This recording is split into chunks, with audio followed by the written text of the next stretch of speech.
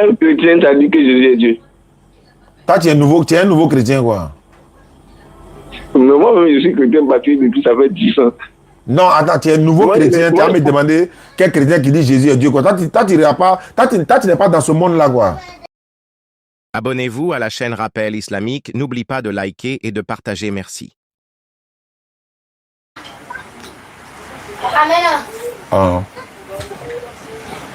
Vous êtes à Bobo, il n'y a pas de problème. D'accord. On va tout récapituler. Donc, alhamdulillah rabbil alamin. Wa salatu wa salam ala rasulillah. Salam alaikum à tous ceux qui nous suivent. D'accord. Je rappelle que vous appelez. Je vois Adja Dimitri. Ça veut dire quoi? Bon, mon nom de famille, bon, si WhatsApp j'ai mis, c'est seulement le prénom que j'ai mis. Et sinon, mon nom de famille, c'est Brofoui. Maintenant, Adja Dimitri, Adja, c'est le nom de mon homonyme. Le prénom de mon homonyme que j'ai porté. Ah, il paraît que c'est Adja comme une pèlerine en islam, quoi. Mais c'est pas grave. Non. Voilà, maintenant, je vais lire ton message. C'était quand même là, c'était hier. S'il vous plaît, je suis là à travailler, là. Hein? Voilà. Tu as dit bonsoir, monsieur. Je voudrais avant tout demander si c'est monsieur Oustaz Diané. Je pose cette question parce que c'est sur les réseaux sociaux que j'ai pris le numéro. Donc, veuillez m'excuser. J'ai dit salam à vous. Effectivement, c'est Oustaz Diané de la DDR. À qui je parle, s'il vous plaît? Et vous m'avez dit ceci. C'est monsieur Broufoué Dimitri, étudiant en master en master 1 de droit à l'université Oufoué-Boigny, d'Abidjan Cocody, originaire d'Agboville, etc. Après avoir suivi certains de vos débats sur TikTok, j'aimerais vous poser certaines questions. 1. Le raisonnement par syllogiste. Bon, tout ça là, bon, il y a dit quand même ce qui est écrit par syllogisme que vous tenez pour justifier que Jésus-Christ était, ou encore Jésus était musulman. Quand il était sur la terre, autrement dit, musulman signifie se soumettre à la volonté de l'Éternel. Or, Jésus était soumis à Dieu, donc Jésus était musulman, vous le confirmez. Et vous avez dit, est-il réellement valable? C'est-à-dire, l'argument là est-il valable? Bon, tout acte accompli, etc., etc. Il y a beaucoup de choses à dire. En même temps, vous avez donné Marc 1, 9, Matthieu 28, 19 à 20, etc., etc. Donc, je me suis dit, bon, ça va être trop long. On va en parler en même temps, c'est pas mieux. Monsieur Dimitri, bonne arrivée. Merci beaucoup, monsieur. D'accord. Donc, qu'est-ce que je peux faire pour vous, monsieur Dimitri? Et qu'est-ce que vous n'avez pas compris et qu'est-ce que vous voulez comprendre? Désolé, hein. Je suis à la maison, j'aurais dû être au bureau, mais bon, j'étais tellement occupé de la journée. Mais bon, on va faire avec, Inch'Allah. D'accord. Allons-y, je vous écoute. En fait, si vous avez bien remarqué, j'ai réparti, les questions ont été numérotées. Voilà, la première question, là, vous avez dit que musulman, le mot musulman signifie être soumis à la volonté de l'Éternel ou à la volonté de Dieu. Or, Jésus-Christ était soumis à la volonté de Dieu, ou bien de l'Éternel, comme vous le dites. Donc, Jésus est musulman. N'est-ce pas? Oui, c'est ça. Ok. Maintenant, j'aimerais vous poser la question. Je voudrais demander, est-ce que ce raisonnement-là, est-ce qu'on peut se baser sur un tel raisonnement pour dire que Jésus est musulman? Je prends par exemple, quand je vous pose une question, quand on dit que quelqu'un est soumis à Dieu, là, ça veut dire quoi? D'accord. La louange est Allah, Allah qui est le Seigneur de l'univers, que la paix d'Allah soit sur le prophète Mohammed. La paix de Dieu soit sur lui, ainsi que sa famille, ses compagnons et tous les prophètes qui ont été envoyés par Allah pour tirer les êtres humains, s'il vous plaît, des ténèbres à la lumière parfaite. Oh ben, c'est pas mieux qu'il rentre dans la chambre? Hein? Ouais. D'accord. Donc, alhamdulillah rabbil alamin. Donc, comme je le disais, pour dire que Jésus était musulman, on va remonter un peu plus loin. Je vais être très clair et très direct avec vous. L'une des preuves, c'est quoi? Il n'y a jamais eu un seul prophète chrétien. Il n'y avait pas un seul prophète n'était chrétien. Il n'y en avait pas. Ça fait un. tous les prophètes étaient soumis à la volonté de leur créateur. Ils ont la même divinité en fait. Jésus, Abraham, Moïse, Jean le Baptiste, Adam, Noé et tous les autres prophètes, ils étaient soumis à la même divinité qui s'appelle Allah. Se soumettre à la volonté de son Seigneur, du Créateur des cieux et de la terre, ça s'appelle musulman. Ça est dans le Coran. Même quand tu tapes sur les réseaux sociaux, qu'est-ce que signifie musulman? C'est celui qui est soumis à la volonté de l'éternel Allah. Ou encore à Dieu, d'autres diront à Dieu. Mais certains vont aller mettre, c'est musulman, c'est d'être adepte, et ils vont aller mettre Mahomet alors que c'est Muhammad. Ils vont dire encore dans eux-mêmes leur explication, ils vont dire Mahomet le fondateur de l'islam, ça n'a rien à voir. Il n'a pas fondé l'islam, il a trouvé l'islam. Donc musulman, dans le Coran, Sourate 3, verset 67, Allah nous dit, voilà, bébé, toi tu prends note, tu apprends un peu quoi. Allah nous dit, Abraham n'était ni juif, Abraham n'était pas chrétien, Abraham était entièrement soumis à Allah. Donc, entre parenthèses, il était musulman et il n'était point du nombre des associateurs. Musulman, c'est celui qui est soumis à la volonté d'Allah. La femme est soumise à son mari. Un employé peut être soumis à son patron, etc., etc. Un enfant peut être soumis à son papa. Ce n'est pas de cette soumission-là qu'il parle. Hein. Soumission à ton créateur, ça s'appelle musulman. J'ouvre une parenthèse rapidement. Chrétien veut dire les suiveurs, ou encore, ah là, il faut laisser, il y a le truc. Ceux qui suivent Jésus ou bien les enseignements de Jésus.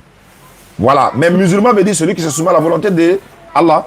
Donc, étant donné que musulman, c'est la signification qu'elle a, alors que tous les prophètes étaient soumis, Jésus était musulman. Ça, c'est le premier point d'abord, avant de rentrer dans le vif du sujet. Donc, je répète encore pour te donner la parole, il n'y avait pas un seul prophète chrétien. Tous les prophètes étaient musulmans. Tous les prophètes étaient musulmans. Tous les prophètes étaient musulmans. Je t'écoute. Merci beaucoup. Je me pose la question. Que signifie être soumis? Je répète encore, soumis à la volonté d'Allah, c'est ça qui est musulman. J'ai dit ça, j'ai répété 2 fois. Je ne sais pas si vous avez compris. J'ai même donné une sourate dans le Coran, sourate 367. Prenez, en fait, voilà, écoutez-moi, mais ne m'entendez pas. Parce qu'il y en a, ils entendent, mais ils n'écoutent pas. Je répète. Se soumettre à la volonté d'Allah, on t'appelle musulman. Ça est dans le Coran, sourate 3, verset 67. Je dis, quand on dit se soumettre, là, quand la définition du verbe se soumettre, ça veut dire quoi? Je ne parle pas de la définition, je ne parle pas de la soumission, tout simplement. Mais quand tu es soumis à Allah, j'ai dit ça. Il a dit la femme est soumise à son mari, non? C'est une soumission. L'employé est soumis à son patron, c'est une soumission. Il y a des gens qui sont soumis à Satan, c'est une soumission. J'ai dit se soumettre à la volonté d'Allah, c'est ça qui est musulman.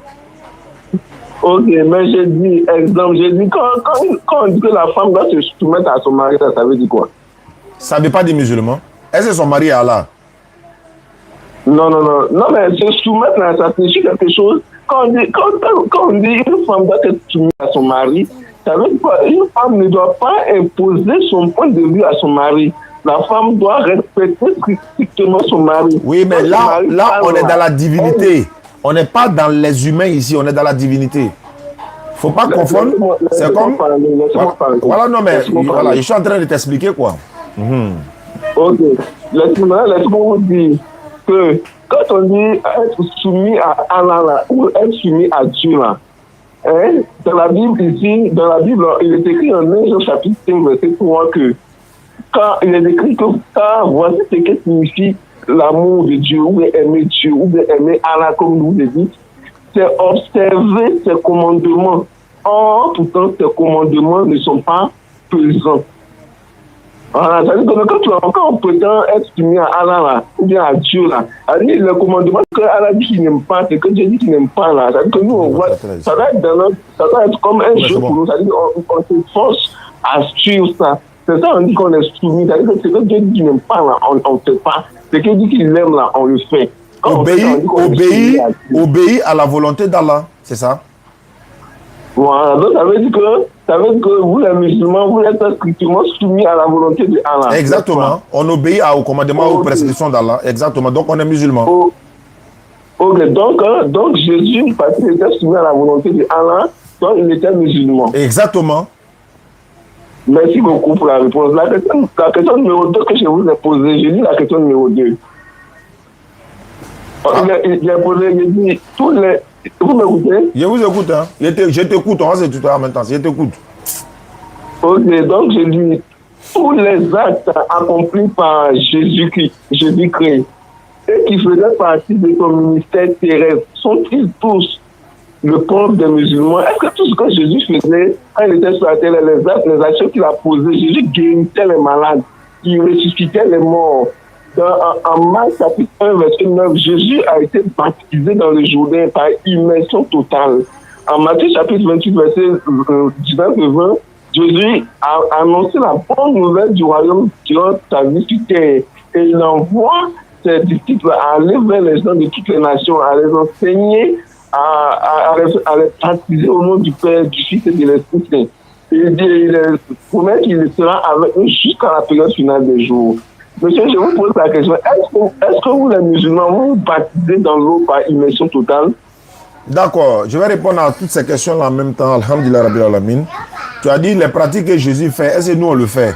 Est-ce que par exemple les pratiques que Moïse faisait, Jésus le fait? Est-ce que les pratiques qu'Abraham faisait, là, Jésus le fait? Est-ce que les pratiques que Noé faisait, Jésus le fait? Je vais répondre. Voilà, il faut souffrir quoi. Voilà, donc est-ce que les pratiques que Moïse fait, Jésus le fait? Non. Jésus a dit, je ne suis pas venu abolir la loi ou des prophètes, je suis venu pour accomplir. Alors que il y a des lois mosaïques que Jésus n'a pas mis en pratique. Est-ce que pour autant ça veut dire que Moïse n'était pas musulman? Non, ça n'a rien à voir.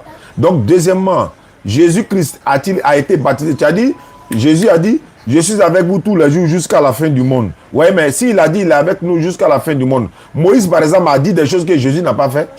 Donc, c'est pas de ça qu'il s'agit. Il s'agit de quoi? Par exemple, Jésus, là, il mettait son frère en terre pour prier, non? Il mettait son frère pour prier, non? On n'est pas encore arrivé là-bas. Moi, je suis en train de t'expliquer. Toi, tu es là pour me poser des questions. Je suis en train... Enfin, quand tu m'interromps, tu ne peux pas comprendre. Tout ce que tu as dit là, il nettoie d'abord. Jésus a dit, allez par tout le monde, faites-en des disciples, les baptiser au nom du Père, du Fils et de Saint-Esprit. Mais quand il a dit au nom du Père, du Fils et de Saint-Esprit, ils sont allés baptiser au nom de qui? Ils sont allés baptiser au nom de Jésus. Ils n'ont pas baptisé au nom du Père, du Fils et de Saint-Esprit. Ils ont baptisé au nom de Jésus et non au nom du Père, du Fils et du Saint-Esprit. Ça fait un. Deuxièmement, quand Jésus dit, je suis avec vous tous les jours jusqu'à la fin du monde, il est où? Il est où? Faut me le montrer, il est où?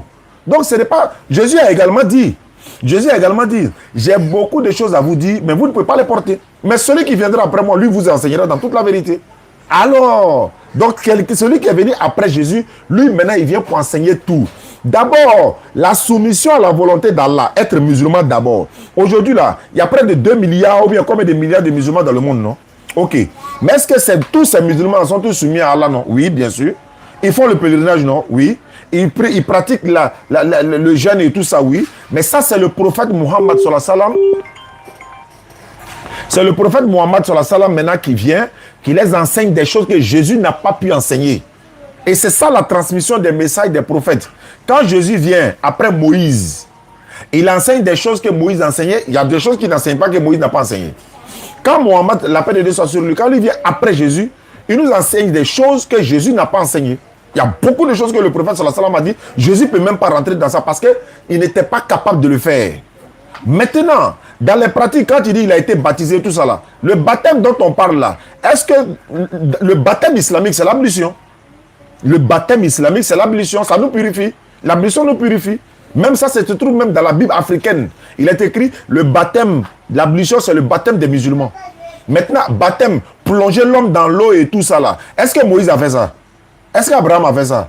Est-ce que Jean-Baptiste a fait ça? Est-ce que pour autant ils iront en enfer? Non. Il y a des choses que Jésus fait. Il y a des choses que le prophète sallallahu alayhi wa sallam vient.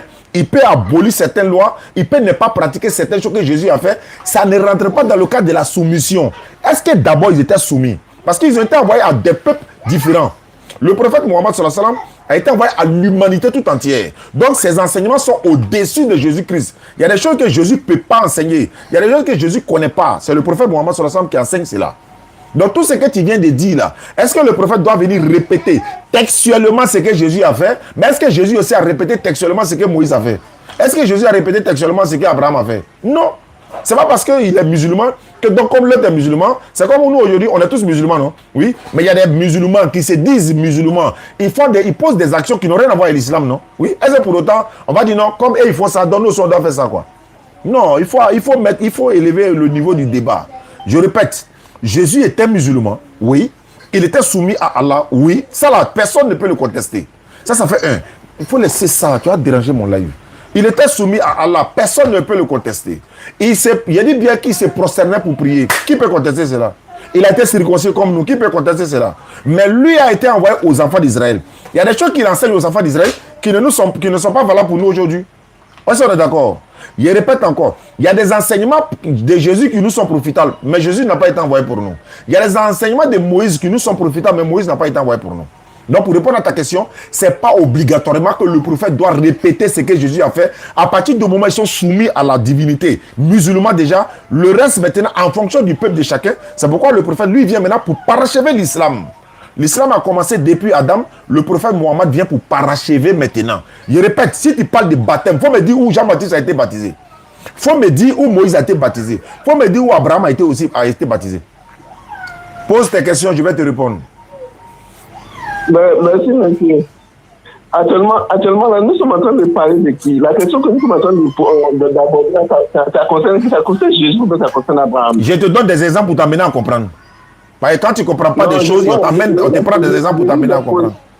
Je vous ai posé une question. Répondez à ma question. Il a répondu que je te donne des exemples pour t'amener à comprendre. Donc, les exemples à moi, je n'ai pas besoin de exemples. Oui, mais moi, je suis en direct. Les internautes, là, ils ont besoin de ça. Moi, je suis là pour sauver des âmes, pas pour sauver une seule personne, plusieurs personnes. Ok, c'est bon. Maintenant, vous dites que Jésus était musulman, n'est-ce pas? Mais moi, je vais vous poser une question aussi. C'est vrai qu'on pose question, je vais vous poser une question. Est-ce que Jésus était chrétien? La question reste posée. Non, il faut donner la réponse. Comment ça reste posé?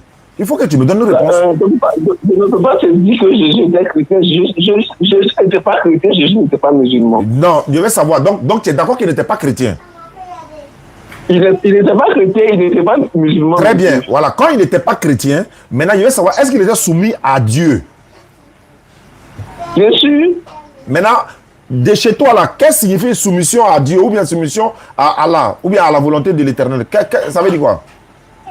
Je vous ai déjà répondu. Il y a un verset de la Bible. Non, pas de la Bible. Moi, je ne parle pas de la Bible. Moi, je parle de la définition du mot soumission à Dieu. Là.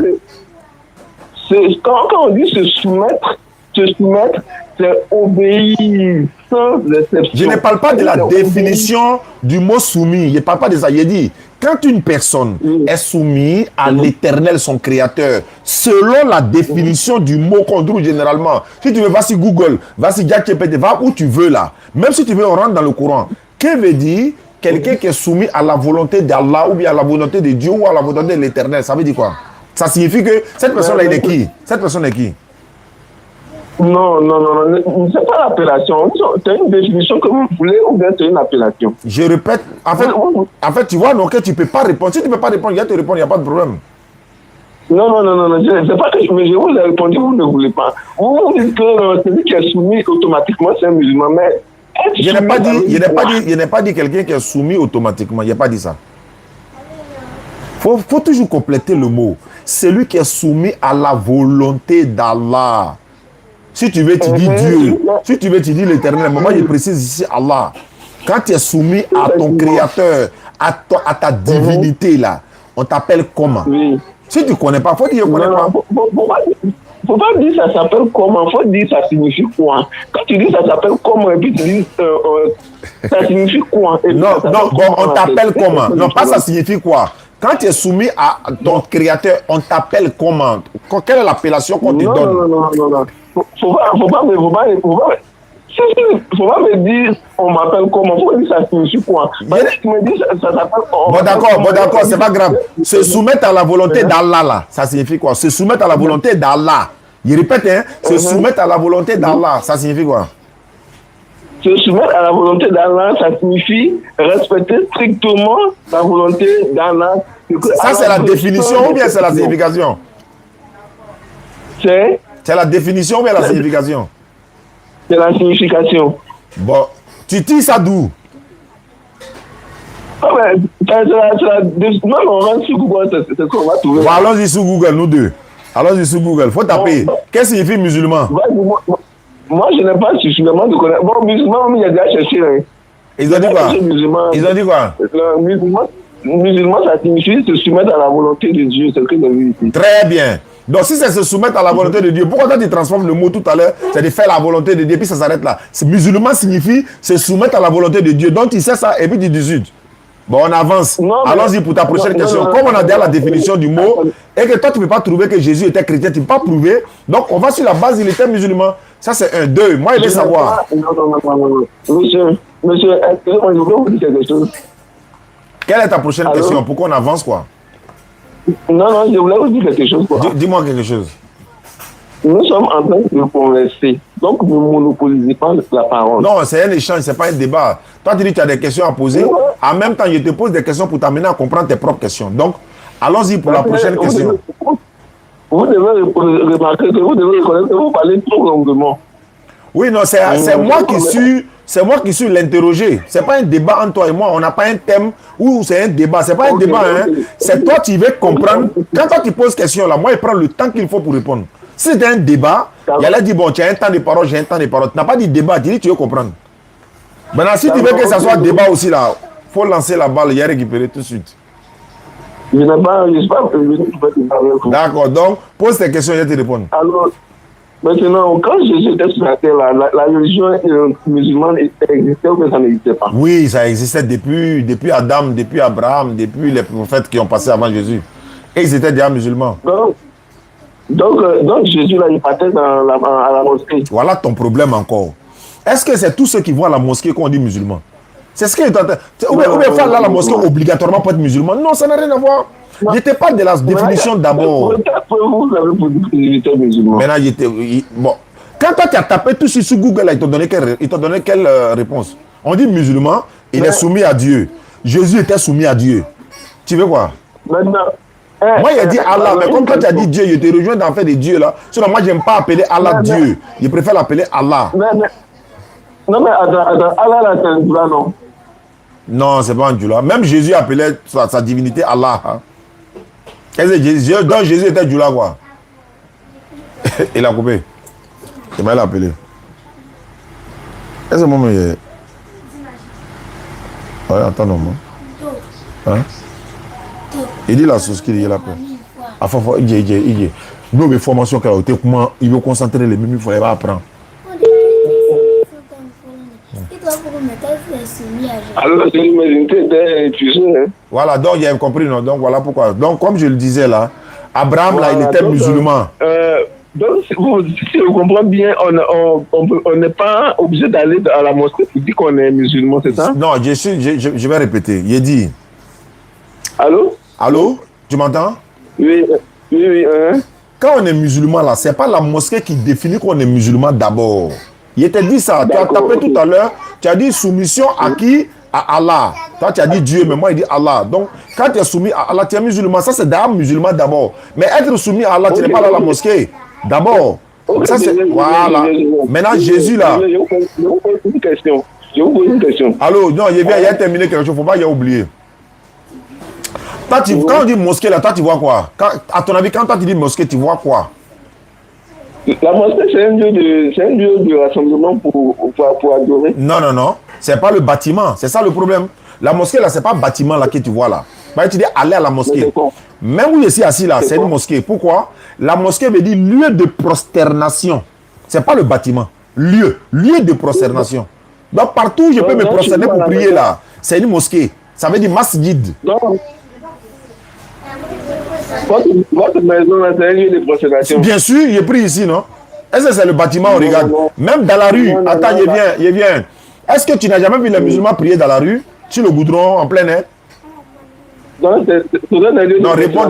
réponds d'abord. Est-ce que tu n'as jamais vu les musulmans prier en plein air dans la rue? Si. Est-ce que là-bas, il y a un bâtiment qui est construit? Au Times Square, aux États-Unis, là, pendant le Ramadan, là, à New York, là, en plein rue de New York, au Times Square, là, les gens prient en plein rue, non? Est-ce qu'ils ont construit une mosquée là-bas? Mais c'est le lieu là qui est, on dit lieu de prosternation. Chaque lieu de prosternation, c'est ça qu'on appelle mosquée. C'est comme église. Il y en a qui pensent que l'église, c'est bâtiment, mais ça, c'est pas le sujet.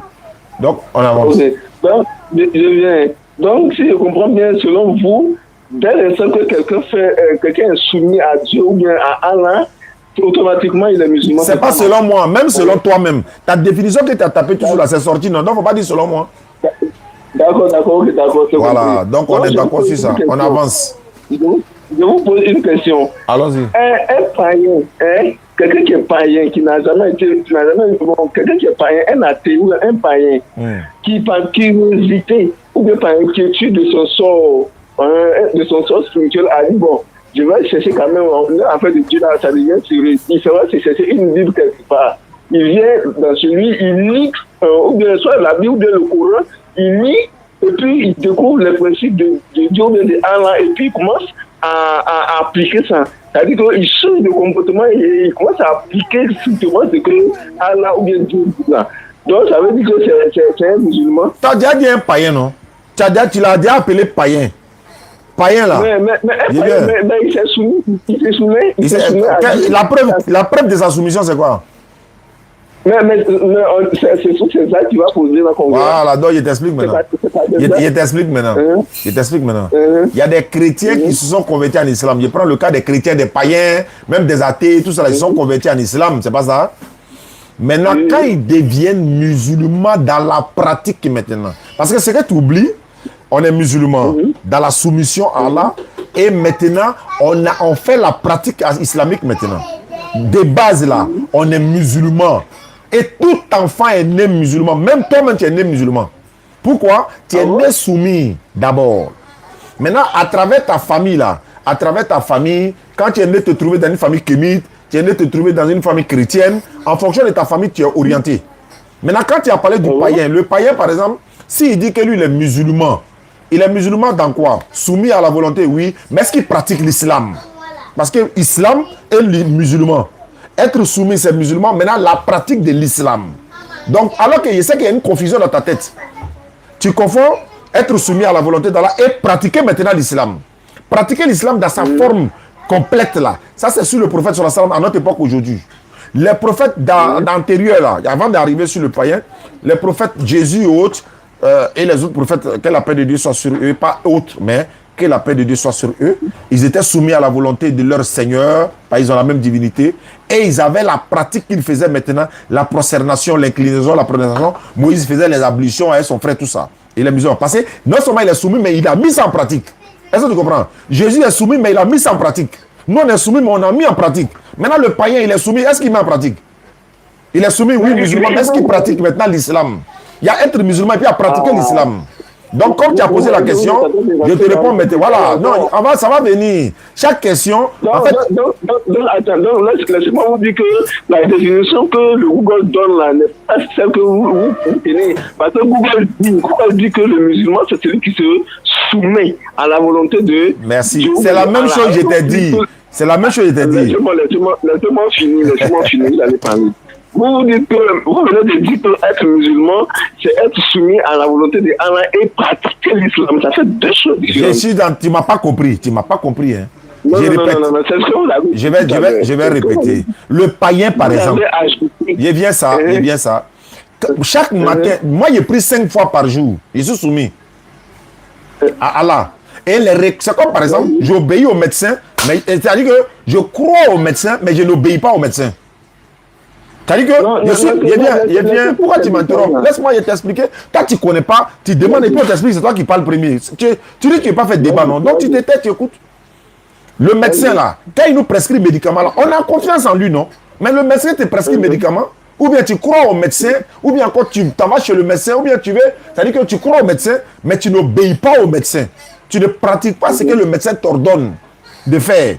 C'est ce que je suis en train de dire. D'abord, on est tous musulmans par naissance. On est tous musulmans dans le sens où tu es soumis à la volonté d'Allah. Maintenant, dans la pratique, c'est nous maintenant qui fait la différence. Par exemple, un païen là, il est soumis à Allah, non? Oui. D'abord, ça fait 1, 2. D'abord, ça fait, le païen là, on doit lui demander, est-ce qu'il est soumis à Allah? Il faut demander au païen d'abord, est-il soumis à Allah? Mais c'est pas ça qu'on voit s'il est soumis ou pas. Non, je te demande. Attends, je viens. Est-ce que le soumis, est-ce que le païen est soumis à Allah? Réponds-moi. Mais. Réponds simplement que le païen est soumis à Allah. Oui et non. Pourquoi oui et non? Oui, dans la mesure où il met le principe de Allah en pratique. Non, dans la mesure où il est. Non, il n'y a pas de pratique. Est-ce qu'un païen est soumis à Allah? C'est pourquoi je vous réponds oui et non. Non, il n'y a pas de oui ou non. Il est bien. Bon, d'accord. Laissez-moi vous dire, il n'est pas soumis à Allah à partir de son nom, païen. Là. Quand on entend païen, on se dit automatiquement que c'est quelqu'un qui n'est pas soumis à Allah. Mais s'il n'est pas soumis à Allah, s'il n'est pas soumis à Allah, il est quoi? S'il n'est pas soumis à Allah, mais ce soir, je vous dis que non. Non, s'il n'est pas soumis à Allah, il est quoi? S'il n'est pas soumis à Allah, il est quoi? Est-ce qu'il est musulman? S'il n'est pas soumis à Allah, s'il n'est pas soumis à Allah, il sait qu'il n'est pas musulman. Maintenant, pourquoi toi, tu veux qu'un païen soit musulman? Les gens qui se sont convertis en islam, là, ils se sont convertis en islam. Il n'est pas dit, c'est-à-dire qu'au départ, ils étaient soumis à qui? Ceux qui se sont convertis en islam, au départ, ils étaient soumis à qui? À Jésus, c'est un homme, à Marie, c'est un être humain, à des idoles. Donc, ils n'étaient pas soumis à Allah. Qui était soumis à Marie, qui était soumis à Jésus? Les chrétiens qui disent que Jésus est Dieu, ils sont soumis à Jésus, ils adorent Jésus, non, comme la divinité. Quel chrétien t'a dit que Jésus est Dieu? Toi, tu es un nouveau chrétien, quoi. Mais moi-même, je suis chrétien baptisé depuis ça fait 10 ans. Non, attends, tu es un nouveau chrétien, tu vas me demander quel chrétien qui dit Jésus est Dieu, quoi. Toi, tu n'es pas dans ce monde-là, quoi. Non, tu es un nouveau chrétien. C'est pas le sujet même, tu es un nouveau chrétien. Voilà, tu es un nouveau chrétien. Oui, mais moi, dans ma croyance, je n'ai jamais vu dans la Bible ou bien de quelque part que Jésus a dit qu'il est Dieu. Jésus n'a jamais dit qu'il est Dieu. Toi, tu peux dire ça. Mais Jésus n'est pas Dieu. Je vous dis qu'en Jean chapitre 14, verset 28, Jésus dit à ses disciples qu'il s'en va vers son Père, parce que son Père est plus grand que lui. Alors, comment quelqu'un qui est plus grand que lui peut être Dieu? Bon, attends, donc les chrétiens qui nous chantent matin, midi, soir, tels que Gédéon, et puis encore les wiki gang là, ils passent leur vie à mentir. Donc, ils sont là à mentir que Jésus est Dieu alors. Alors, donc, allez leur demander pour qu'ils vous prouvent où ils ont vu que Jésus est Dieu. Donc, dans la wiki gang là, donc vous nous mentez alors. Donc, attends, c'est pas à nous que vous mentez. Donc, vous voulez envoyer des gens en enfer, quoi. Mais qui ment? C'est la personne qui t'a dit cela qu'il fallait demander, pas moi. Non, il n'y a pas mal de toi. Je suis en direct. Ceux qui disent ça là, tous les jours dans nos oreilles là. Donc ils sont là nous mentir. Non, c'est qu'ils mentent. Mais, bon, c'est pas grave. Comme toi tu as confirmé ça ce soir là, demain là, quelqu'un n'a qu'à discuter. Il n'y a pas de problème.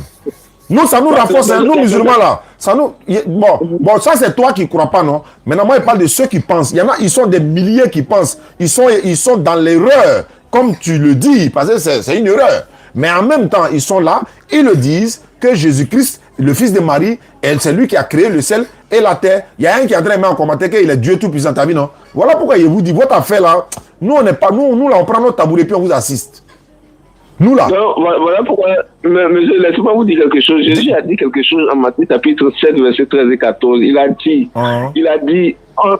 entrez par la porte étroite. Large et spacieux, oui. Effectivement. Large et spacieux est la route qui mène à la destruction. Ça, c'est clair. Et nombreux sont ceux qui passent par cette voie.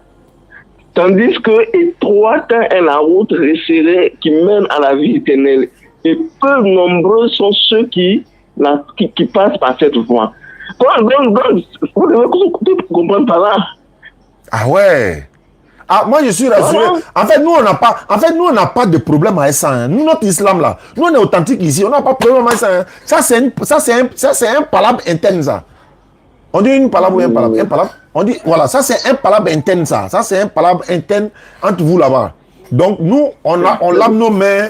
On se prend nos tabourets et puis on vous regarde. Par le jour du jugement, c'est pas loin. Voilà. Donc, voilà le problème qui est là. Donc, je disais que ceux qui pensent que le fils de Marie... Bon, attends, toi, tu ne crois pas que Jésus est Dieu. Et Marie, alors? Et Marie? Marie, c'est... Marie, vous devez savoir que Marie, elle est humaine, comme toi, comme moi. Mais c'est une faveur que Dieu lui a faite de porter son fils, voilà, Jésus-Christ, parce que Jésus devait venir sur terre pour accomplir une mission. Alors que Jésus, Jésus est le premier-né de toute création, c'était un vieux ange dans les cieux, un vieux esprit puissant. Donc, puisque c'est lui qui devait payer le prix pour nos péchés, mais comment est-ce qu'un ange puissant comme ça peut descendre sur terre pour payer le prix? Voilà pourquoi Dieu a été obligé de réduire sa vie en humain, en une vie humaine. Attends, Dieu était obligé de réduire quoi? Dieu était obligé de réduire quoi? de réduire la vie de Jésus-Christ, la vie de Jésus dans le ciel. Ah, c'est pourquoi il lui a donné 33 ans là. 33 ans. Non, ne comprenez ça pas comme ça. J'ai dit, par exemple, quand tu veux construire une maison là, hein? Quand tu veux construire une maison là, qu'est-ce que tu fais?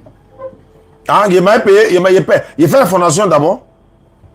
Non, tu fais un plan de ta maison. Ah oui, c'est vrai, il fait le plan d'abord, ouais, c'est vrai. Mais est-ce que c'est la maison même qu'elle t'a soulevé pour mettre sur le papier? Non, c'est pas la maison. En tout cas, ouais, c'est pas faux. Ouais. Mais quand tu remets ce papier là à un maçon là, il va te produire la. Il va reproduire ce qui est sur le papier en réalité maintenant, oui, effectivement. Ouais, exactement. Donc Jésus là, c'est un ange très puissant. C'est quoi? C'est un ange, ouais. Oui, mais Jésus c'est un esprit puissant, c'est un esprit. Jésus est devenu ange. Jésus là, c'est un ange, c'est un esprit. Mais Jésus c'est pas une personne. Attends, il est là, mais c'est pas un homme qui là même. Attends. Allô, doucement. C'est l'ange. Attends, faut pas me dire que c'est l'ange Michel, hein? Non. Mais Michel, c'est un autre nom de Jésus. C'est que c'est lui. C'est que c'est l'ange Michel, Michael. C'est que c'est Michel là. Attends, est-ce que tu dois témoin de Jéhovah, par exemple? Je suis témoin de Jéhovah. Il est sauvé! Il dit,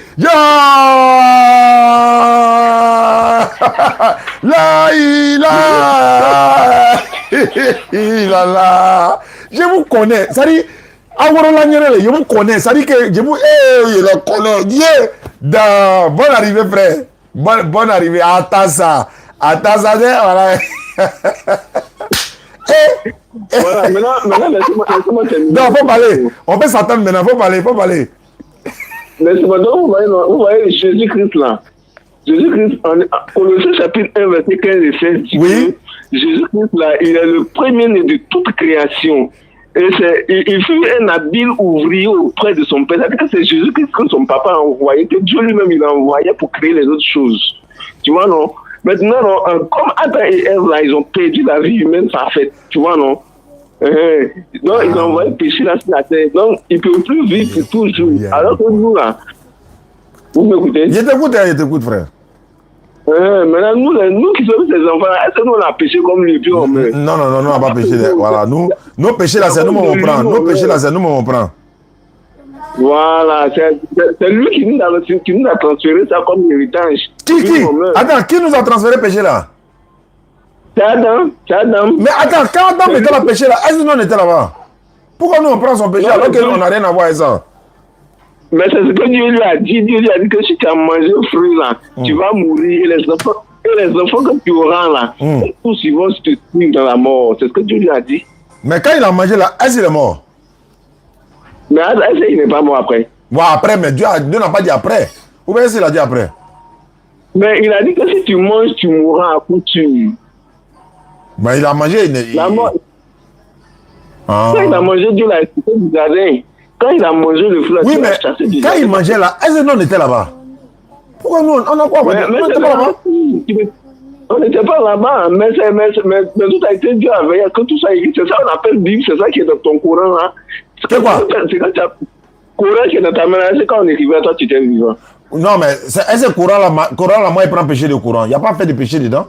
Moi, il n'y a pas de péché que toi tu dis non, on prend là. Comment comprendre que moi je prends un péché où je n'étais pas là-bas? Allons doucement. Est-ce que le courant qui est dans ta main là, que tu lis là, est-ce que quand on écrivait ça, toi tu étais né? Non, moi je n'étais pas né. Mais quand tu es né, tu as venu trouver ça, non? Je suis venu trouver ça. Mais c'est pas ça que tu lis et puis tu peux vous expliquer les paroles. Exactement, puisque c'est la parole d'Allah, donc c'est normal. Est-ce que tu reconnais que toi tu vas mourir un jour? Bien sûr, tout le monde. Le Coran me dit ça. Le Coran me dit que tout homme goûtera la mort. Est-ce que tu sais où ta mort a quitté? Ma mort là? Mais Allah m'a créé. Je sais où c'est quitté? C'est quitté où? C'est quitté chez mon créateur. Il m'a créé avec une durée de vie. Il ne m'a pas créé par quelqu'un a péché que moi, que c'est ça qui me fait mourir. Non, hein. Il m'a créé avec une durée de vie limitée. C'est ça. Il a dit dans le Coran, il dit tout âme goûtera la mort. Tout âme. Donc quand il sait ça là, ça veut dire qu'il n'a pas dit tout âme goûtera la mort parce qu'Adam a fait ça. Non. Il dit, il nous a créé comme ça. Il nous a créé, hein, on a un commencement, c'est-à-dire on est bébé. Ça dans le Coran, hein, on est né bébé, on va grandir, on va vieillir, on devient bébé encore, on nous met dans la tombe, on nous ressuscite encore d'une autre créature. C'est ce qu'il lui a dit dans le Coran. Il n'a pas des accords d'Adam. Ça, c'est ce que ton Coran te dit. Maintenant, toi-même, ta Bible dit que personne ne prend péché de quelqu'un d'autre. Que chacun meurt pour son péché.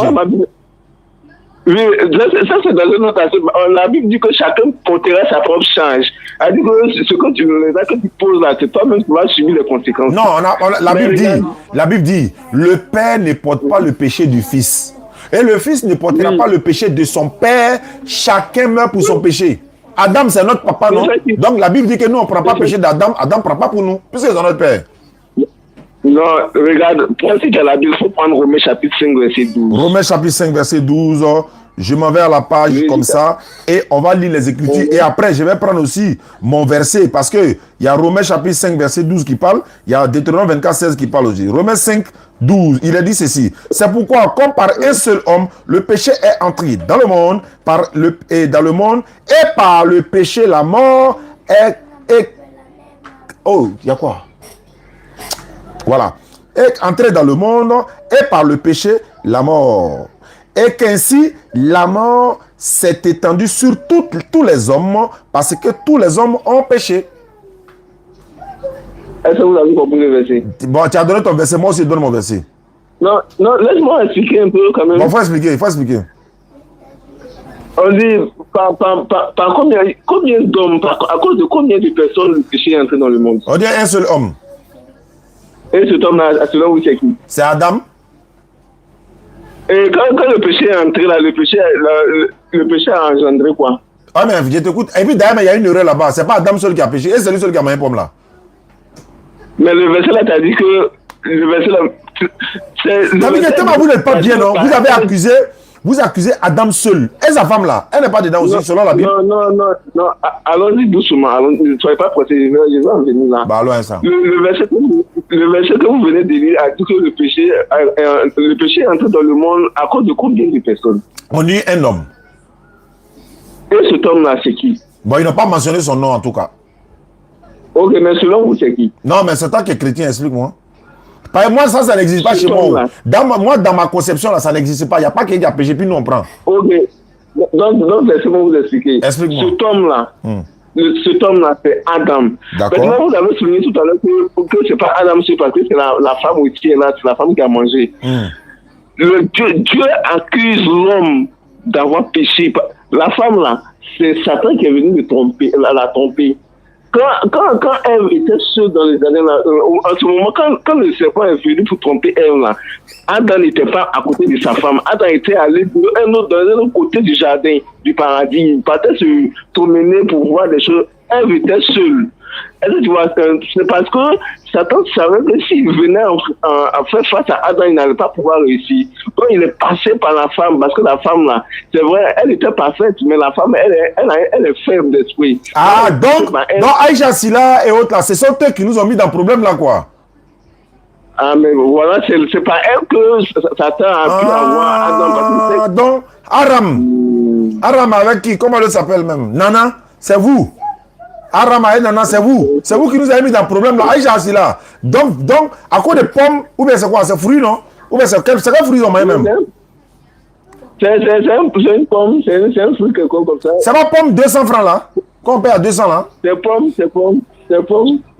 Mais est-ce qu'on rembourse? Bon, est-ce qu'on rembourse 200 là? On fait comment?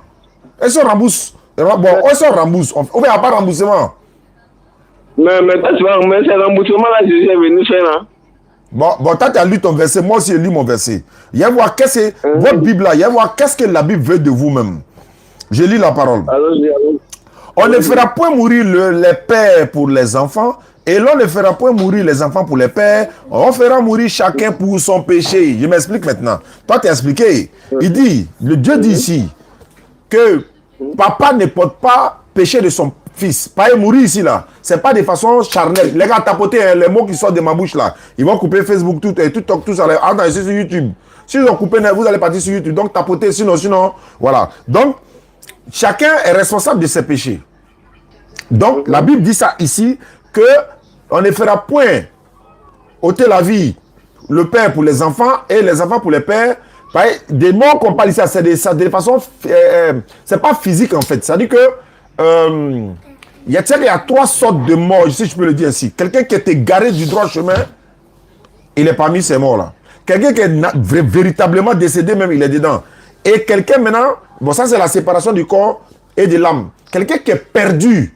Et puis quelqu'un qui dort là, il est considéré, quand tu regardes 2 personnes qui sont couchées comme ça, l'autre est décédé, l'autre dort là, tu ne peux pas savoir qui est décédé entre les deux. Si tu es au loin par exemple, sauf si tu t'approches pour voir, l'autre est en train de ronfler et puis l'autre ne ronfle pas, là tu peux comprendre au moins. Donc c'est une manière de dire ici, le père ne porte pas le péché du fils et le fils ne porte pas le péché du père, chacun meurt pour son péché. Ce qui veut dire quand Adam a péché, chez nous on dit il a commis une erreur parce que si c'était l'action de Satan, qu'est-ce qui allait se passer? Donc il a commis cette erreur, ok, Allah lui a pardonné. Allah lui a pardonné, lui et sa femme, mais il a dit descendez sur terre. Non seulement il les a pardonnés, mais il a dit descendez sur terre. Donc ils sont descendus. Mais pour vous, il n'y a pas eu pardon.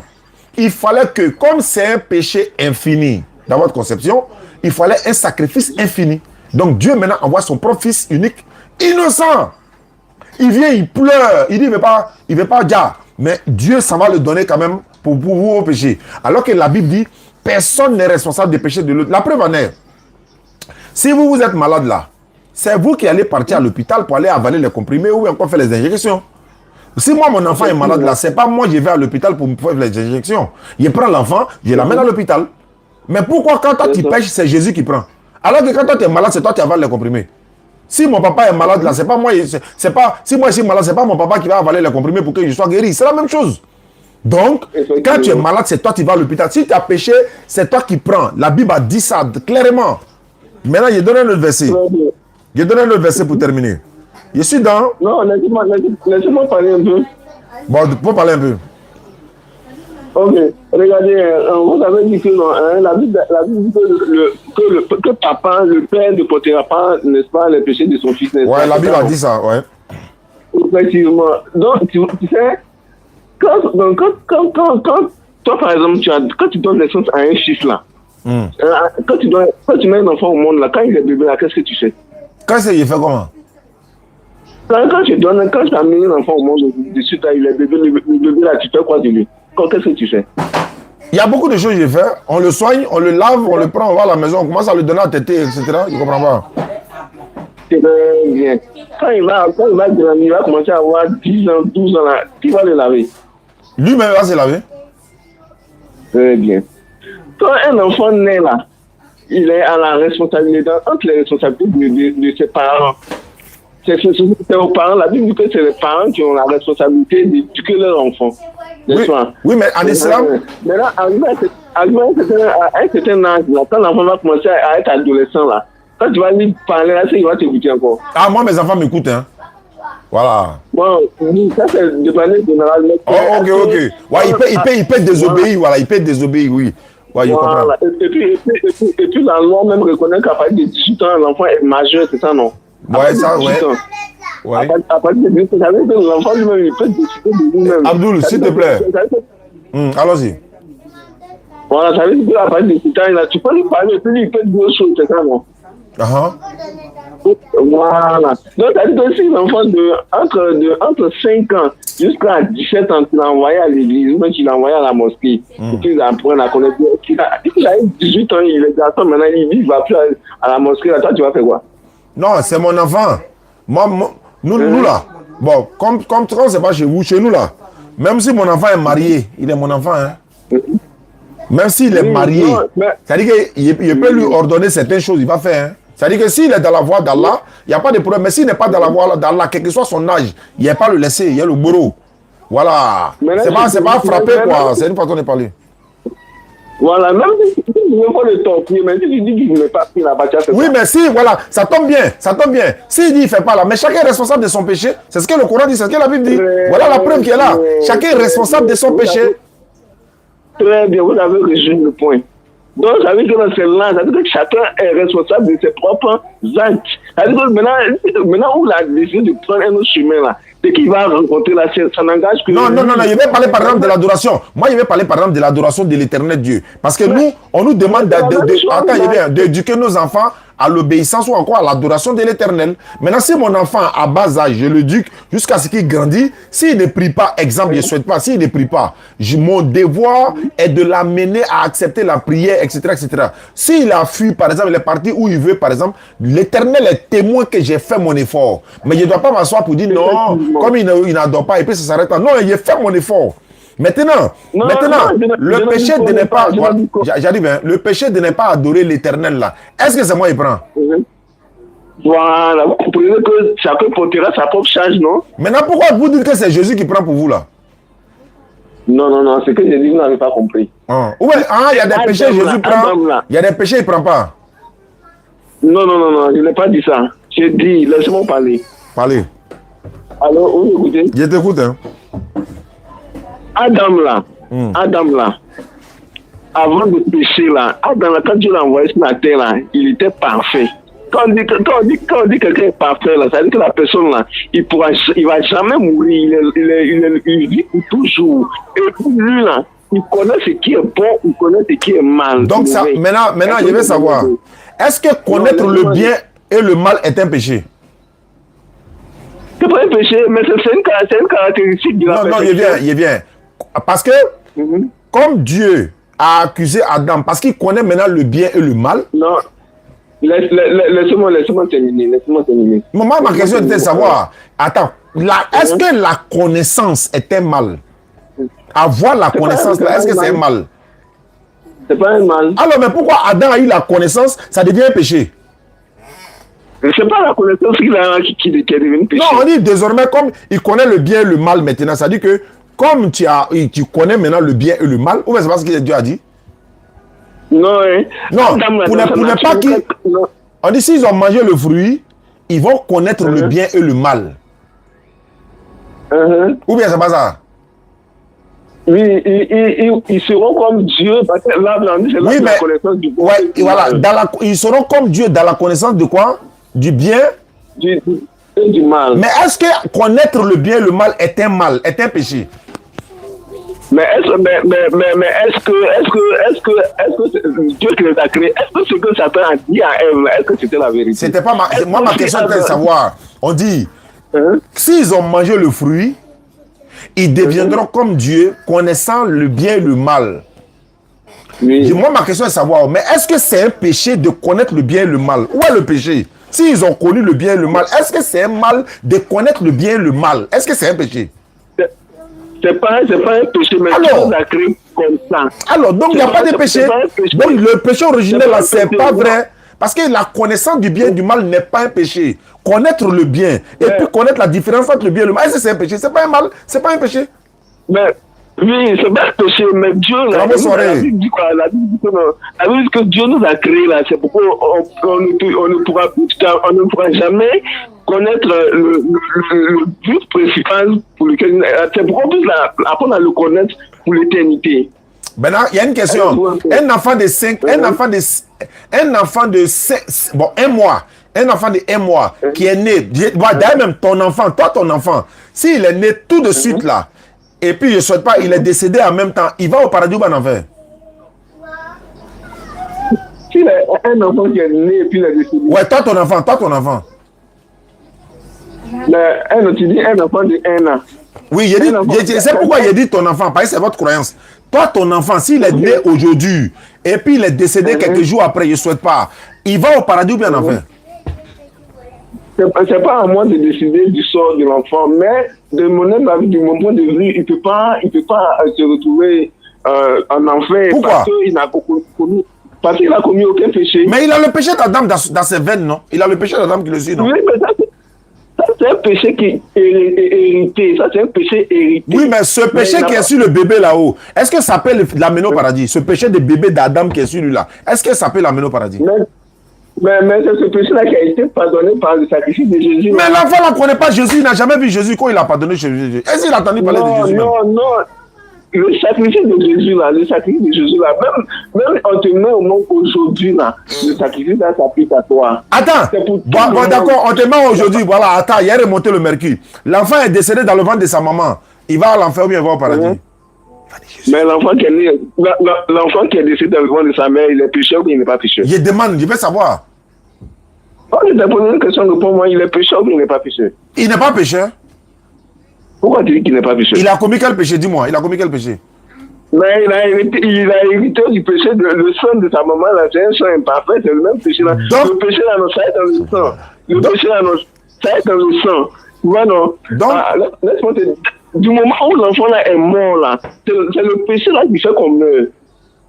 donc attends, étant dans le ventre de sa maman là, il va à l'enfer ou bien il va au paradis? C'est pas question de la commission. L'Éternel a décidé que lui là, il ne va pas naître. C'est pas péché d'Adam qui a décidé. C'est l'Éternel qui a. Non, avant de prendre Jacques, moi je veux savoir quel est le sort de l'enfant là. Est-ce que c'est moi qui décide du sort de l'enfant? Non, mais tu as donné le sort de celui qui est né tout à l'heure. Tu as parlé de Jésus. Maintenant, comme c'est Jésus, il n'a pas connu Jésus. Tu dis Jésus a pris son péché alors qu'il est nouveau-né. Hein. Maintenant, bon, celui qui n'est même pas encore né, est-ce que c'est Jésus qui prend son péché? Il n'est pas encore né. Hein. Voilà, c'est ce que vous n'avez pas compris. Je dis, l'enfant qui est dans le ventre de sa mère là, hein, est-ce que lui parle? Est-ce que l'enfant en parle? Est-ce que lui qui est né là, lui, il parlait aussi? Non, répondez à ma question que vous êtes posée. Bon, l'enfant qui est dans le ventre là, il parle. Il parle, mais c'est nous, on n'entend pas. L'éternel Dieu communique avec l'enfant, mais c'est nous, on n'entend pas. Je sais, mais est-ce qu'il parle comme nous? La manière dont on parle. Ouais, non, il ne parle pas français. Il parle pas français, par exemple, on ne connaît pas. Quelle langue il va venir parler d'abord? Est-ce que tu peux enseigner à un bébé 1 plus 1 égale à 2? Jésus avec quoi? Non, je demande, est-ce qu'un enfant qui est né aujourd'hui, là, tu peux l'enseigner 1 plus 1 égale à 2? Non, je ne peux pas. S'il est innocent, il n'a rien fait, il n'est pas au courant de quelque chose. Mais dans son innocence là, vous l'envoyez en enfer. Dieu! Quel enfer? Quel enfer? L'enfant qui est dans le ventre de sa mère, là, lui, volontairement, il n'a pas commis encore de péché, mais il a déjà hérité un péché originel, c'est le péché d'Adam. Très bien. C'est ce péché-là qui le condamne à mort. Ah, ça, c'est celui qui est dans le ventre, non? Maintenant, celui qui est né aujourd'hui, là, une semaine après, lui aussi, là, pourquoi lui, son sort, c'est quoi? C'est ce que je vous ai dit. C'est pas moi qui décide du sort de quelqu'un, mais de mon humble avis, celui qui est mort un mois après, là, il est du même ressort que celui qui n'est pas encore né. Par exemple, celui qui est né un mois, là, il ne parle pas. Donc, il ne peut pas faire un coup de frein, il ne peut pas réfléchir. Donc, les deux vont en enfer. Comment en enfer? Quelqu'un qui n'a pas péché, il va en enfer, pourquoi? Non, mais il n'a pas péché comment? T'as pas dit que le péché le suit? Mais je dis, le péché qu'il a hérité là, c'est un péché originel. Ce péché a été pardonné par Jésus. À quel moment? À quel moment? Mais Jésus est venu se sacrifier, non? Mais attends. Voilà, attends. Ok, Jésus est venu se sacrifier. Maintenant, avant le sacrifice de Jésus, là, les enfants qui naissaient dans cette position-là, ils partaient où? Il dit avant l'arrivée de Jésus. Pour qu'il va venir, Jésus est né trouver des enfants, non? Il est né, il avait ses camarades au quartier, non? Voilà. Eux là, ils ne savaient pas que Jésus est venu se sacrifier. Il n'était pas encore sacrifié, il était encore bébé, hein? Où il enseignait dans le temple là. Ses camarades qui mouraient en ce moment là, ils partaient où?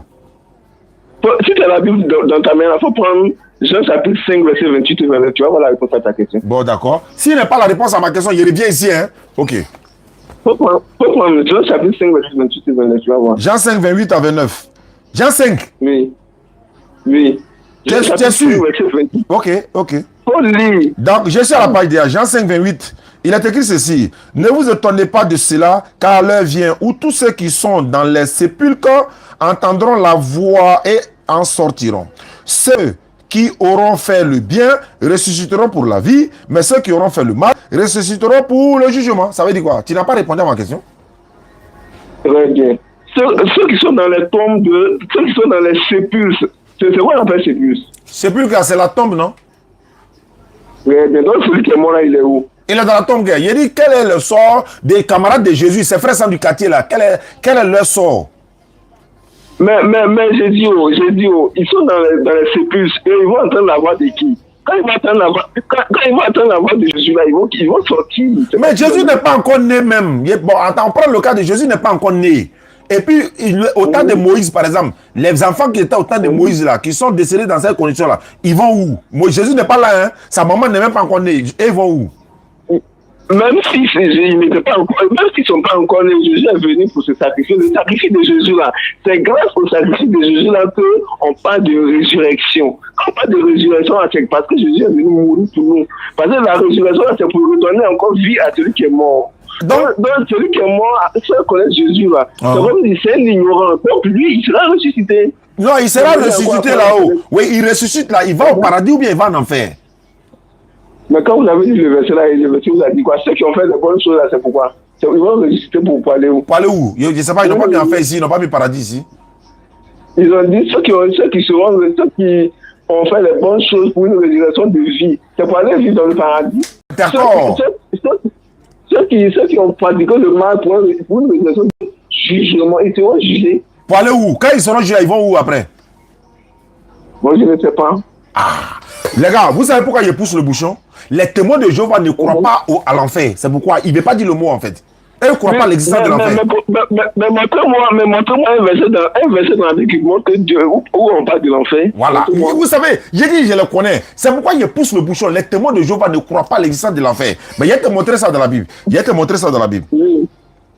Ah, voilà pourquoi je suis en train de pousser. Il ne veut pas répondre. Je connais. Mais je te prends Matthieu chapitre 12. Matthieu chapitre 12, verset 38 et suite. Je suis sur la page. Il a dit ceci. Il dit quoi? À quelques-uns des scribes et des pharisiens. Il dit quoi? Génération des méchants. Voilà. Au verset 40, il dit non, verset 41. Voilà. Il dit ceci. Verset 41. Avant le verset 41, c'est comment on appelle ça? Jonas. Dans ta question, il y a Jonas dedans. On va y arriver. Il dit ceci, les hommes de Ninive se lèveront au jour du jugement avec cette génération. Non, c'est même pas ici. C'est dans Marc. Voilà. Au jour du jugement, ok. C'est dans Marc. Voilà, merci beaucoup, c'est dans Marc. Marc chapitre 9, verset 45. Il est sur la page déjà. Écoute ceci. Il a dit ceci. Jésus dit ici, si ton pied est pour toi une occasion de chute, coupe-le. Mieux vaut pour toi d'entrer boiteux dans la vie que d'avoir les deux pieds coupés et d'être jeté dans la géhenne, dans le feu qui ne s'éteint point. Je veux savoir, la géhenne du feu qui ne s'éteint point, là, c'est quoi? Il va dire que c'est dans un pays quelque part là-bas, hein? Il les connaît. Je t'écoute d'abord. La géhenne, là, tu vois, dans l'Israël antique, là, hein? Dans l'Israël antique, il y avait un lieu un lieu spécial où on jetait les ordures. Et puis on brûlait régulièrement les ordures. C'est-à-dire que cet endroit-là, le feu brûle là-bas chaque fois parce que les ordures étaient là-bas. Même les criminels locaux là, on les enterrait pas, on les jetait là-bas. C'est ce feu-là, c'est ça qu'on appelle la GN. Donc feu là. On dit c'est un feu qui ne s'éteint pas. Hein. Donc depuis au temps de Jésus, la feu là, ça s'allume toujours quoi. Mais est-ce que ce que Jésus dit là, c'est aujourd'hui Jésus a dit ça? Je veux savoir, est-ce que ce feu là, c'est encore là? Mais moi, je te pose la question, est-ce que le feu dont Jésus a parlé, est-ce que c'est d'aujourd'hui il s'agit? Attends, Jésus dit, où le vin ne meurt pas, où le feu ne s'éteint pas.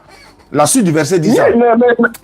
Mais c'est le feu là, c'est là où on brûlait les ordures, Oui, mais on brûlait les ordures là-haut. On dit le feu là ne s'éteint pas. Je veux savoir, depuis le temps de Jésus, le feu là c'est toujours allumé quoi? Non, mais est-ce qu'actuellement l'Israël antique existe encore aujourd'hui? L'Israël antique c'est déjà passé. Donc, feu là est toujours allumé ou bien c'est pas allumé? Par exemple, on dit feu là ne s'éteint pas. Le feu là, c'était pour brûler les ordures et puis le corps des méchants, des criminels. La gêne là quoi? Oui, c'est bon, d'accord. Regardez, hein. Dans le même texte là, c'est-à-dire ce que je viens de lire, on parle de vie. La vie là, il accepte que c'est le paradis. Alors qu'on n'a pas dit ça, mais lui il accepte que c'est le paradis. Or, nous savons tous que il y a le bien, le mal, le vrai du faux, la nuit, le jour, le ciel, la terre, le paradis et l'enfer. Mais comme lui rejette l'enfer... Mais montre-moi où c'est écrit enfer là. Mais c'est ce que j'ai en train de te dire là. C'est comme si je te dis par exemple, montre-moi le mot génie dans la Bible. Les génies là, tu connais ce que c'est que les génies? Génie. Est-ce que tu sais ce qu'on appelle génie? C'est ça les démons, les esprits. Non, il dit génie. Il dit génie. Est-ce qu'il y a le mot génie dans la Bible? Il y a démons dans la Bible. Il dit génie. Mais génie là, c'est ça on appelle démon là. Non, il n'a pas dit démon. Moi, il a utilisé le mot génie. Les génies. Génie, c'est démon. C'est démon on appelle génie. Il n'a pas dit c'est pas démon. Il a dit, est-ce que le mot génie est dans la Bible? Génie là, non, mais laisse-moi te dire que le génie là, non, ça c'est français terre à terre. D'accord. Est-ce que ce français terre à terre là, c'est biblique? Le français terre à terre, mais le vocabulaire que la Bible utilise, c'est pas génie. Donc, faut dire, il n'y a pas le mot génie dans la Bible. Faut dire ça, Ewa. Faut dire ça, Ewa, pardon. Bon, il n'y a pas de génie dans la Bible. Hein? Tu m'as fait souffrir pour venir dire ça. Il a compris maintenant. Donc, il n'y a pas le mot génie dans la Bible. Est-ce que pour autant, il n'y a pas génie dans la Bible là? Il y a les démons qui sont là, non? Et puis les génies là, ils ne sont pas tous des démons, hein? Il te dit ça. Il y a des croyants parmi eux et puis il y a des mécréants parmi eux. Et ça, c'est l'islam qui t'enseigne ça. Les génies là, est-ce que tu sais de quelle matière ils ont été créés? Selon la Bible? Mais est-ce que tu peux voir un génie de tes yeux? Je veux savoir, est-ce que tu sais de quoi ils ont été créés? L'homme a été créé d'argile. Est-ce que la Bible peut te dire de quoi les génies ont été créés? Mais moi, je ne sais pas, mais les génies ont été créés par quoi? Le Coran répond, Surah 55. Ils ont été créés d'un fumée sans feu. Tu peux pas, ta Bible ne peut pas parler de ça. Il est limité. D'ailleurs même. Non, monsieur, je ne dis pas que la Bible ne répond pas, parce que moi, je ne connais pas la Bible intégralement. Je ne connais pas toute la Bible. Oui, mais voilà, ça tombe bien même qu'on parle de la Bible là. Je veux savoir, la Bible que tu utilises, c'est la traduction du Monde Nouveau, non? J'ai la traduction du Monde Nouveau, j'ai lu second ici aussi. Maintenant, je veux savoir, quelle est la Bible authentique? La Bible, il y a une seule Bible. Tu dis quoi? Il y a une seule Bible. La Bible, là, ça a été écrit en grec, dans des écritures grecques araméennes. Non. Et ce sont des... Non, tu connais pas. Il n'y a pas une seule Bible, tu connais pas. Il y en a plusieurs versions de Bible. Il n'y a pas une seule Bible. Non, quand je te dis qu'il y a une seule Bible, là, c'est français, j'ai parlé. Mais moi aussi, je parle en français. C'est pas en Djoula, j'ai parlé. Il y a une seule Bible. Mais là, si quelqu'un te dit qu'il y a une autre Bible encore, là, tu lui demandes où il a eu pour lui, là. Non, moi, il te dit qu'il y a plusieurs Bibles parce que toutes ces versions de Bible, là, je les ai moi-même. Je te donne la preuve. Regarde, par exemple, dans la traduction du Monde Nouveau, là, Matthieu 17, 21, là, c'est coupé, ça n'existe pas. Pourquoi? Matthieu, chapitre 17, 21. Ouvre ta Bible, traduction du Monde Nouveau, ouvre. Pas lui second, traduction du Monde Nouveau. Phone 1 disconnected. Phone 2 disconnected. Phone 1 connected. Désolé les gars, ça va venir. Phone 2 connected. Vous êtes Matthieu? Matthieu 17, 21, premier verset d'abord. Matthieu 17, verset 21. Qu'est-ce qu'il y a écrit? Ce verset a été donné en référence, ça indique d'autres versets bibliques. Je veux savoir, qu'est-ce qui est écrit dans Matthieu 17, 21, quoi? Non, il n'y a pas d'écriture, mais ça indique d'autres versets bibliques. C'est pas grave. Si ça indique d'autres versets, donc de 20, on est passé à 22, c'est ça? Non, il y a 21 qui est là, mais seulement que ça lui indique d'autres versets bibliques à appuyer. Le verset 21 dit quoi? Quel est le verset 21 dit quoi dans ta Bible là? Matthieu 17, 21 dit quoi? Mais français, je parle anglais, vous ne comprenez pas. Vous avez la traduction du Monde Nouveau avec vous, non? J'ai la traduction du Monde Nouveau. Ce verset-là n'existe pas. C'est coupé, c'est enlevé. C'est pas que ça n'existe pas. Mais si ça existe, il faut lire. Si ça existe, là, il faut lire. Regardez quelque chose. Je viens. Je vais vous montrer quelque chose.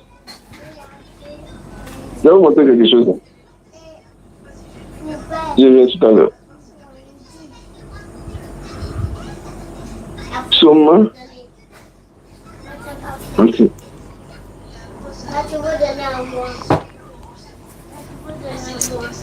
Après, on prend Matthieu 18, 11. Matthieu 23, 14, ainsi de suite. 2000 personnes connectées sur TikTok. 500 et quelques personnes connectées sur YouTube. YouTube, là, vous devez liker, s'il vous plaît. Les pouces, là. Vous likez. Et puis, il y a la cloche, là. Vous cliquez sur la cloche. Voilà, et voilà. Je pense que c'est bon. C'est un vieux père qui m'a dit ça. Il dit, il faut les demander. Ils n'ont qu'à liker. Et puis, ils n'ont qu'à cliquer sur la cloche. Quand tu cliques sur la cloche, toutes les vidéos que je vais faire, les lives, là, tu reçois en même temps les notifications. TikTok, là, vous le tapotez. Quand le tapotage monte, ça nous permet d'avoir plus de sécurisation. Voilà. Monsieur. Ouais, tu as la page? Non, vous prenez le somme 59. J'ai dit Matthieu, tu dis somme. Non, faut pas être. Le nom de YouTube, c'est Oustaz Diané officiel. Il y a la DDR officielle aussi. Comment on appelle ça? Il y a l'islam dans la Bible officielle, Oustaz Diané officiel. Et puis également, il y a la vraie chaîne YouTube qui est pour la DDMM. Voilà, donc et puis il y a le laboratoire, tout ça là. Donc, abonnez-vous à tout. Tu dis que tu lis quoi? Il y a des gens qui ont Somme 59. Attends, moi je te donne Matthieu. Quand tu as lu Matthieu tout de suite là, tu m'as dit de lire Jean tout de suite là. Est-ce que c'est aller lire Somme? Tu m'as dit de lire Jean 5, 28, non? Il y a lu Jean 5, 28. Est-ce que moi je t'ai dit d'aller prendre Somme? Donc je prends Matthieu chapitre 1. Matthieu 17, 21. Matthieu 17, 21. Faut dire le verset n'existe pas, c'est coupé. Regardez le verset du Dieu là. Il a mis deux traits et puis il y a un astérisque à côté. Ça veut dire, le verset là est coupé, c'est enlevé. Français facile là. C'est ce que je suis en train de te dire. Donc, bon, il faut me lire Matthieu 18, 11, s'il te plaît. Matthieu 18, 11. Matthieu 18, 11. Oui, traduction monde nouveau. Je l'ai en face de moi. Matthieu 18, 11, oui. Qu'est-ce que c'est écrit? La même chose. C'est la même chose. Matthieu 23, 14. Matthieu 23, 14. Ok, maintenant, Mon souci maintenant, pourquoi vous nous présentez ça comme la parole de Dieu? Alors que vous avez pris ciseaux pour couper comme vous voulez. Rajouter Apocalypse 22, 18, 20 a dit quoi? Si quelqu'un retranche les paroles de ce livre-là, il sera retranché de sa vie ou bien etc., etc. Ou encore la malédiction de Dieu, je paraphrase quoi. Ça c'est dans Apocalypse 22, 18 à 20. Ok, il faut prendre une autre version de la Bible, utilise le texte de Matthieu. Non, pourquoi il y a pas une autre version? Ça, tu es témoin de Jéhovah, non, c'est à toi de m'expliquer. Est-ce que ça, là, c'est la parole de Dieu? Mais moi, je t'ai donné l'éducation, je dis que les versets que tu vois, ils vont t'inspirer. Bon, j'ai une question à poser. La femme qui a commis l'adultère, Jésus a dit, celui qui n'a jamais péché, lui lance la première pierre là. Cette histoire-là, pourquoi c'est coupé chez vous? Jean 8. Comment ça?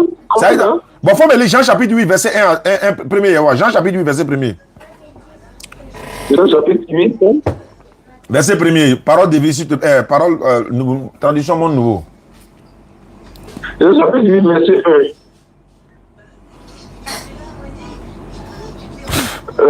Je vois que chapitre 7, verset 52.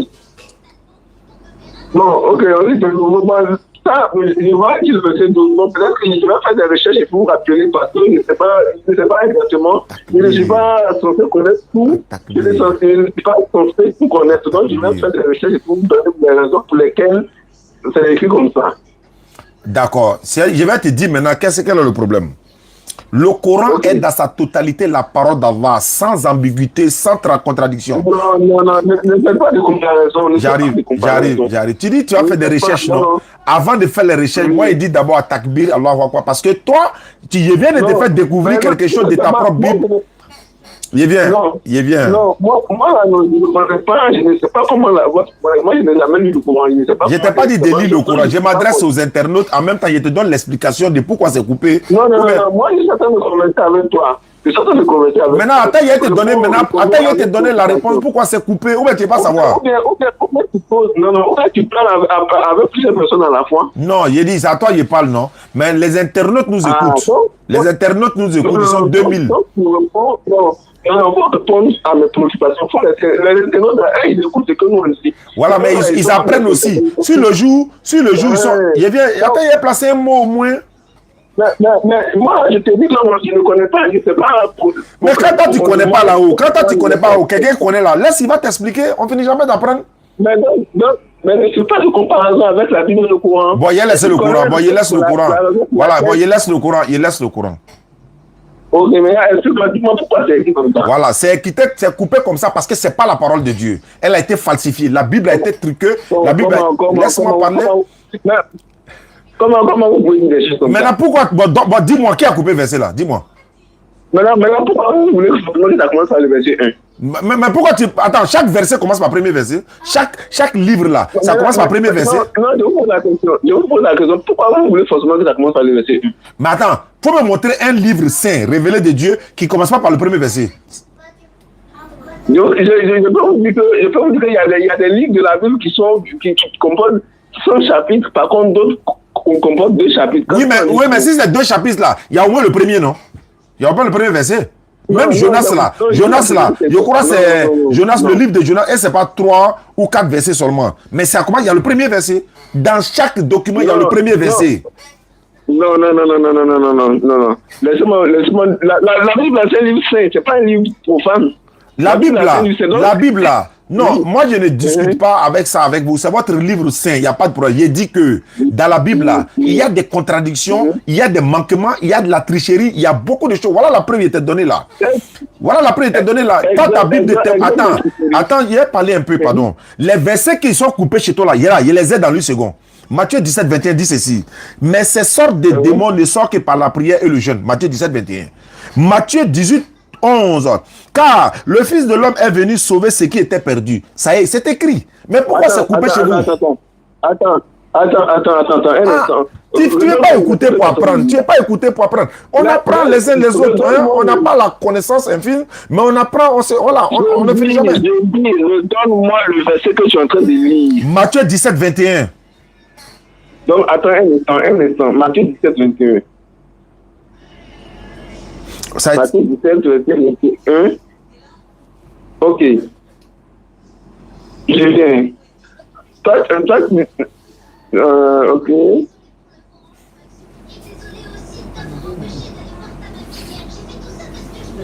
Tu te noies, quelqu'un veut t'aider, tu ne veux pas. Tu veux discuter. Tu es en train de te noyer, on veut t'aider, viens, tends la main. Non, je ne suis pas en train de discuter. Bon, Matthieu, qu'est-ce qu'il y a écrit? Matthieu 17, 21. Tu cherches ça où? Tu es en train de chercher ça où? Je peux t'aider. Non, Paul, je t'écoute. Matthieu 17, 21. Ce n'est pas dans ta traduction Monde Nouveau, c'est coupé, hein, je précise. Dans ta Bible, traduction Nouveau, ça n'existe pas. Maintenant, comme ça est dans d'autres Bibles, voilà ce qui est écrit. Mais cette sorte de démon ne sort que par la prière et le jeûne. Matthieu 17, 21. C'est vrai ou bien c'est faux?